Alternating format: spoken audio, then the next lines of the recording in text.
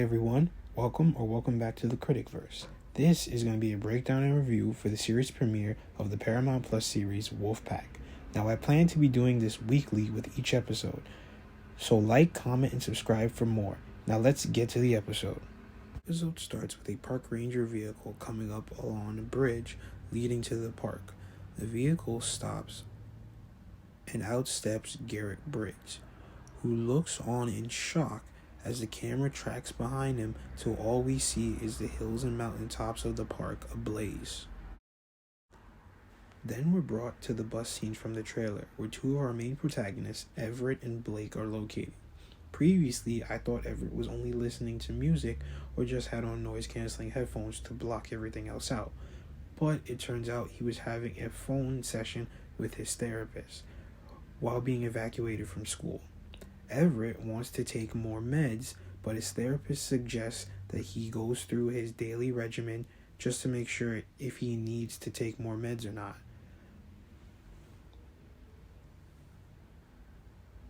But has to cut the session short due to his own office being evacuated. All of the students begin to observe the wildfire from the left-hand side of the bus, which puts Everett and Blake shoulder to shoulder. Everett then addresses an abandoned car, which puts him in direct conversation with Blake, but also notices the other drivers are starting to abandon their cars as well, to which Blake notices Everett's hand shaking, and he identifies it as a psychogenic tremor. Then everyone except Blake gets a notification from the school saying classes are canceled. Obviously, Everett tells Blake to check her phone, to which she says she doesn't have one, or a laptop, or an email. I have a theory as to why that is, which I'll discuss after the breakdown. Blake then gets defensive. A male student named Austin shouts out an evacuation update that includes Blake's neighborhood and the neighborhood of another unknown student.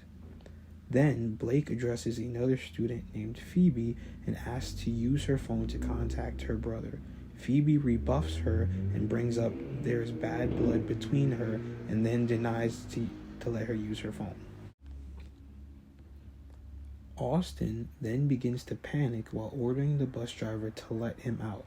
Then he belittles her need to be employed because he's scared and films her to intimidate her into opening the bus doors, to which Blake grabs his phone and tosses it out the window.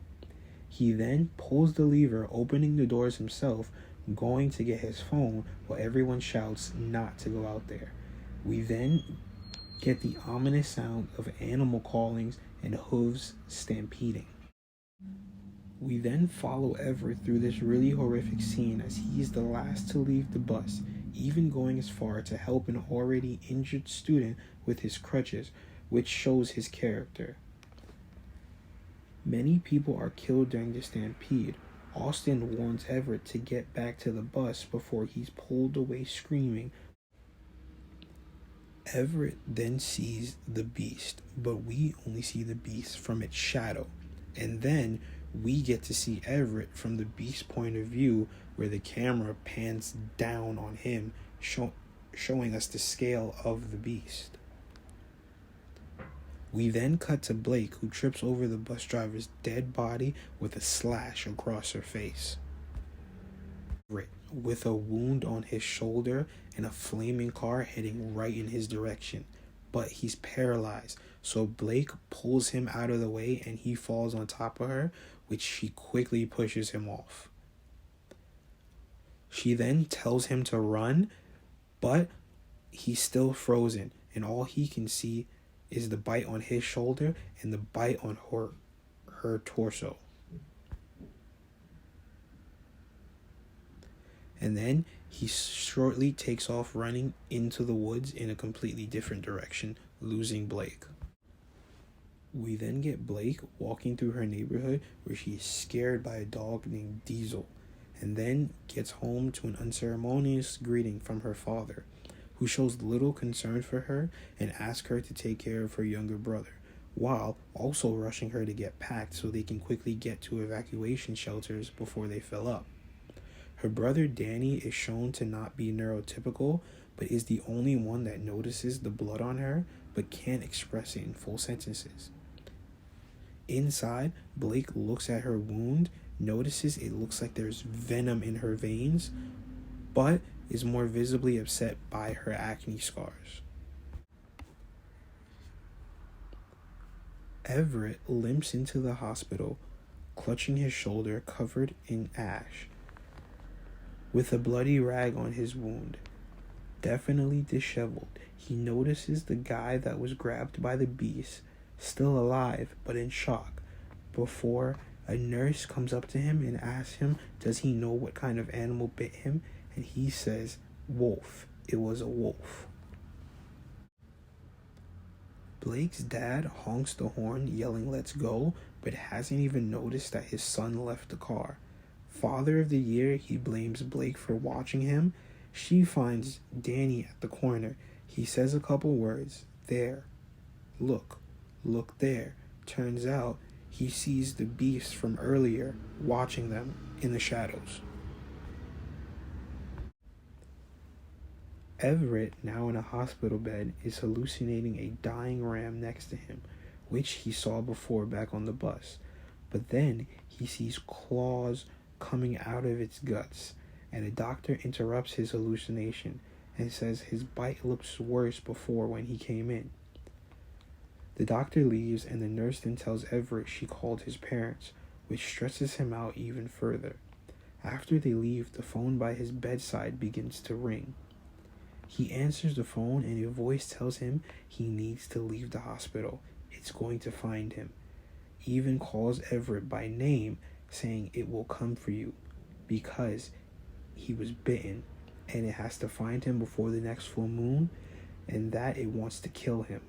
Right when his parents come in, the venom from his bite spreads to his arm, and he collapses. Blake and her family are stuck in gridlock traffic and doubt they will make it to the shelter anytime soon. She suggests a hotel, and her father rebuffs it, saying they don't even have money for a tent right now. Blake then suggests a cheap motel nearby. When her father asks how she knows about this motel, she presents two hypotheticals.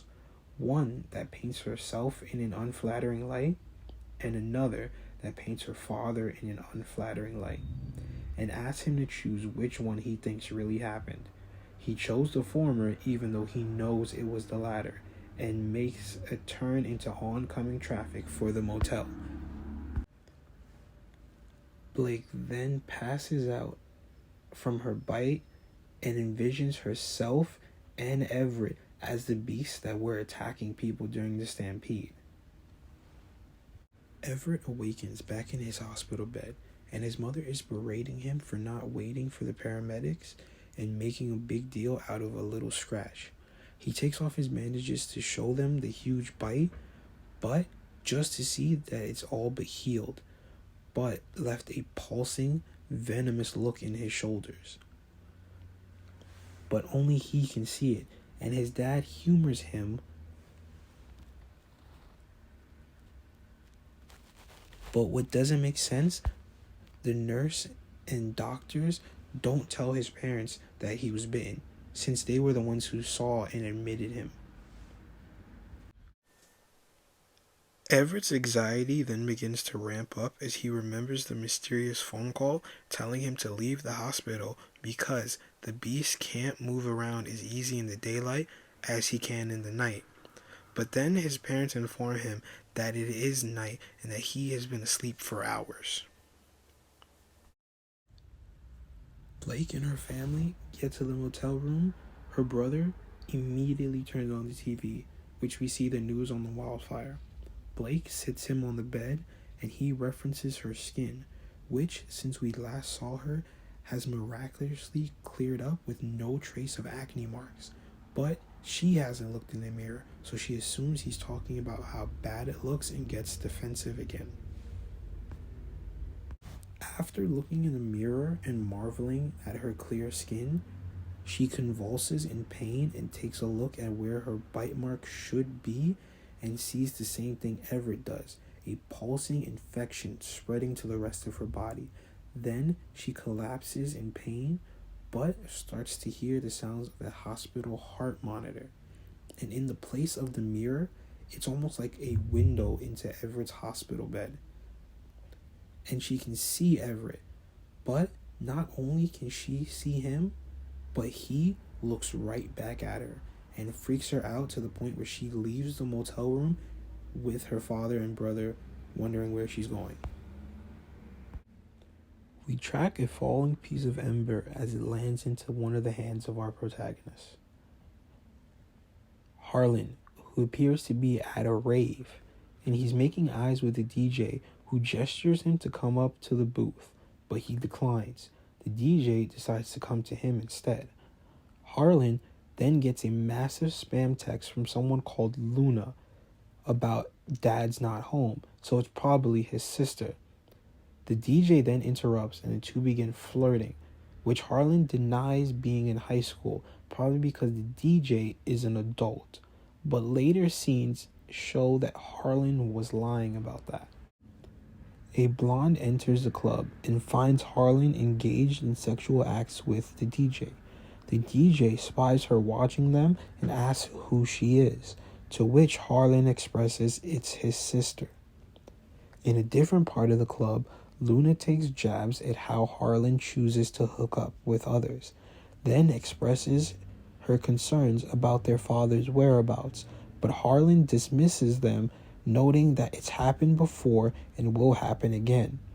Then he notes this rave only happens once a month and to let him enjoy it, and that Garrett isn't even their real father, something he regrets saying almost immediately to Luna.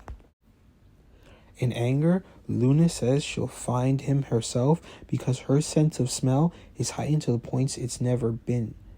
And Harlan notes his hearing is also off the charts and wonders why that is today of all days, since the full moon isn't even for another 2 days. He also notes that using his hearing around a raging wildfire will sound like a jet engine and be impossible to hear anything else. Luna then receives a text noting that their father's truck was found, but not him, and they both take off to the woods. Then, an LAPD officer followed by a woman played by actress Sarah Michelle Gellar in a jacket that says arson investigator enters the hospital, and the officer sasses the nurse that we saw helping Everett. But the woman intervenes, introducing herself as Investigator Ramsey, asking the nurse if she can point her to anyone that was near the bus accident earlier this morning, to which she's directed to Everett. Everett's parents then question why the police want to talk to him, while Everett makes his escape while also looking up Bella's address in the school directory. Blake, then seen in the downtown area, comes to a clear street with no cars in sight and begins to run, and everything around her starts to blur, indicating she's going so fast that nothing can be seen near her. She runs all the way back to her neighborhood and she sees her home destroyed by the wildfire. Then the dog from earlier in the episode doesn't even bark at her, and he even greets her all friendly.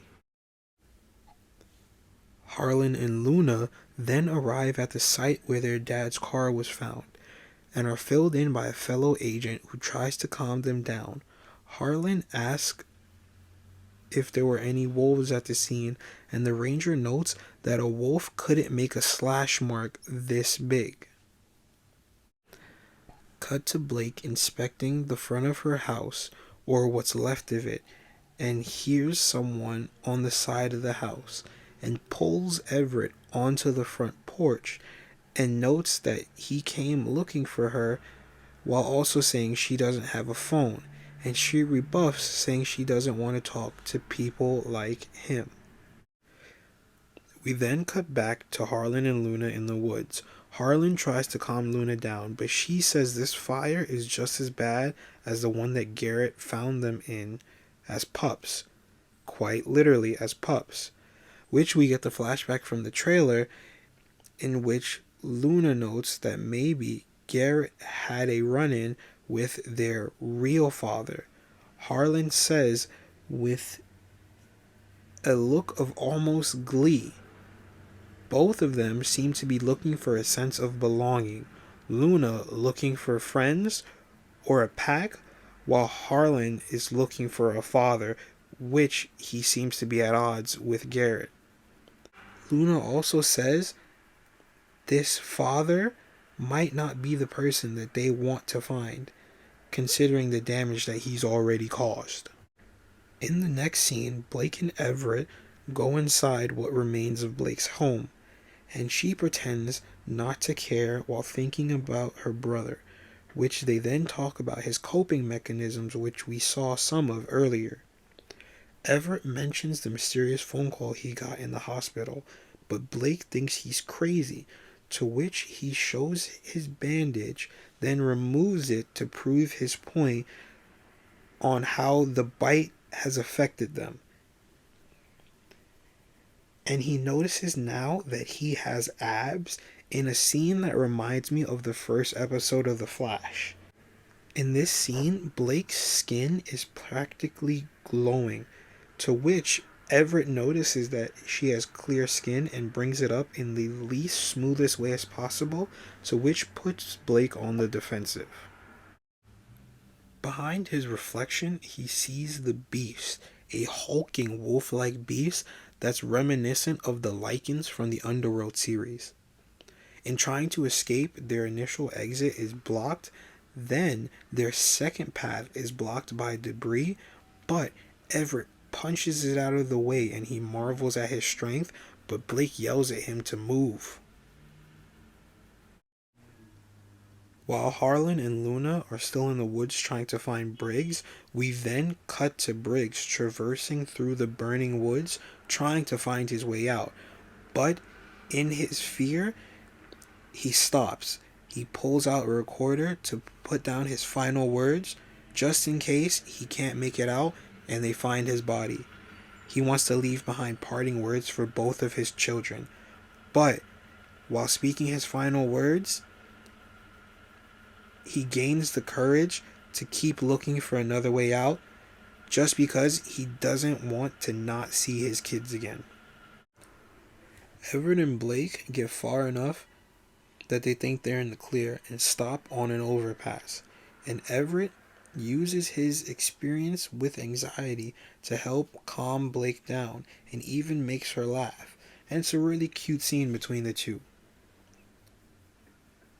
Blake pulls back, noticing the connection between them, and runs away to go meet her family, which Everett says it's not safe because the thing that was after them might find them. Bella denies what it is, saying it was just a stupid animal, but Everett says she knows what it was. She knows what's happening to them and what they really are now. As Everett starts to walk away, he gets a phone call from an unknown number, and it turns out to be investigator Kristen Ramsey, who conveys to Everett that the wildfires were acts of arson. And not only that, but she believes the culprit was a teenager, and even farther to say that this teenager probably went to Everett's school and was on the bus at the time of the wildfires. We then get a montage of every character who had a speaking line on that bus, and they are revealed to be a potential suspect in the arson. We then get interconnected scenes of Everett, Blake, Harlan, and Luna all hearing a collective howl inside their heads, to which they groan in pain, and then their eyes roll back inside their heads and they enter into a trance-like state. And once their eyes return to normal, they all begin to run in the same direction, just until they come together right under the full moon. Once they all converge on the same location, Everett and Luna recognize each other, and Everett addresses them to Blake as the twins from school, showing that Harlan was lying to the DJ. When in a close enough distance to each other, all of their eyes begin to glow, the same type of glow. Luna is ready to tell them everything, but Harlan says they don't know them. But Everett says they're all werewolves, to which the show ends right there. Okay, wow, that was definitely a solid first episode. Feels like a two-parter in terms of the story, so the next episode will probably continue right where we left off. Felt like a lot of this episode focused on Everett and Blake, and Harlan and Luna were the secondary characters, and Garrett and Christian had the least amount of scenes compared to the others in terms of all of our main characters. This show is made by the same person that made Teen Wolf, the TV series, another show that I loved, and you can see the similarities between them, but you can also see the differences. Teen Wolf had a singular protagonist, and then his friends developed later on, while this focuses on a group of people straight off the bat. The werewolf mythos in this show is different compared to Teen Wolf. The eyes, the irises, and the pupils are a lot larger and glow a sort of golden orange. Also, when the pack comes together, their eyes all glow to symbolize that they are one pack. Something that is also different, they all experience a power increase just by being in the same town, but also each one of them displayed a different werewolf ability. Harlan's hearing, Luna's sense of smell, Blake's speed, and Everett's strength. So the question at hand is, do they all share the same powers, or if they only have one aspect of the werewolf? Or better yet, they all have the same powers, but each one of them has a specialty in terms of their lycanthropy. Also thought something that was interesting to note is that the bitten werewolves both displayed physical abilities while the born werewolves displayed sensory abilities. If they do all share the same abilities, I imagine a further episode is Harlan and Luna having to teach Blake and Everett their sensory type abilities. In Wolfpack, when an alpha, or just what we're going to call an alpha for now because we don't know how hierarchy works in this show, when an alpha howls, it seems that the pack's eyes all roll back, which was really gross, and they seem to get a telekinetic command coming from the alpha. Because in Teen Wolf, when an alpha roars, all the wolves' eyes glow to symbolize that they're in the pack, or to show that the alpha has forced their transformation, which it seems that the alpha can also do in this show because all of them seem to run in a direction without knowing why they went there. Something that I want to touch on was the character of Blake says she doesn't have a phone and that it doesn't have a special reason, that she just doesn't want one, but I kind of think it has to do with her previously bad skin. As someone that has had acne problems myself, I really like to take pictures of myself, and that's mostly what people do with phones nowadays. So maybe she didn't want a phone, but because of her acne. But now with the bite and we see a change in Blake's skin, we may see a change in her personality towards phones, and maybe we could see a change in Everett's personality because of his newfound strength. He may get more aggressive.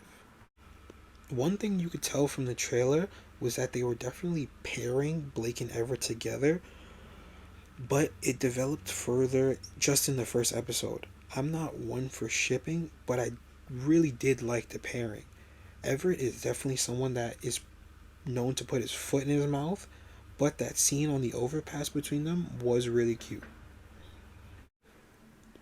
Also, the scene where Everett has that phone call at the hospital, I don't know if it was just me, but if you've seen the show Teen Wolf, the voice definitely sounds like actor Ian Bohen, who played Peter Hale on that show. I don't know if he's involved in the series anyhow, but he was around the same area because they were filming the Teen Wolf movie around the same time they were filming the Wolfpack's pilot. One last thing to note, the scene where Everett listens to Kristen Ramsey on the phone struck me as odd that she would tell him all this information, since he is just as likely as anyone else on that bus to be a potential suspect. Maybe she already ruled him out, or maybe this is just part of her plan if he is a potential suspect, just to make him mess up or make a mistake. But we'll just have to wait and find out. Alright, guys, that's all for today. I loved this episode and can't wait for the next one, which shouldn't be long now. See you next time in the Critic-Verse.